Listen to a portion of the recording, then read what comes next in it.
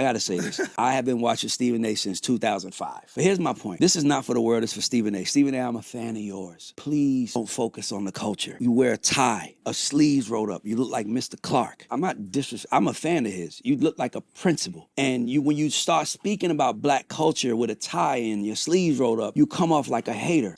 All right, so I'm gonna keep this short and sweet. Listen, I like Ray Daniels. All right, I like hearing him talk. He's got a lot of good insight.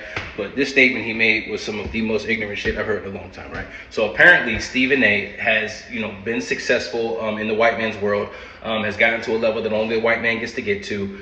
He is not allowed to speak on black culture and black topics, even though he's black by all of my accounts, because he wears a suit, a tie, rolls up his sleeves, and looks like a principal. Listen, Stephen A. don't give a shit about what the culture thinks in the grand scheme of things, all right? Because his base is much broader than just black folks, all right? He's talking sports, politics, like there's a wide range of people and groups of people that are checking for Stephen A. I'm not so sure that that same wide range is checking for Ray Daniels at his podcast, because his podcast is specifically catered to black folks, you know what I mean? Which is why I've said it before and still believe a lot of his positions are just, I have to support my base. You know what I mean?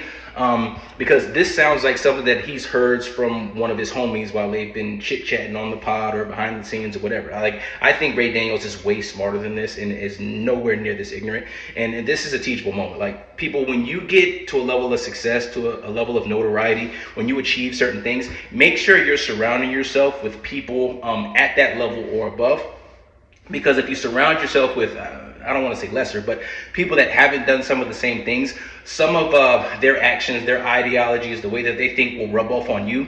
And that's what I think happened here. I think Ray Daniels is just, saying some shit that he heard from one of his buddies, you know what I mean? And the other thing is, Ray, we see you and Stephen A. as kind of a similar type, all right? We think you're the principal also. The difference is we think you're the cool principal that wants to win the best dressed superlative in the yearbook every year. You know what I mean? Like, we see you as the Wizard of Oz, the guy that wears the suit, the tie, that has been in the back rooms, that has done the big deals, that is able to wine and dine with some of these highfalutin people, which you should.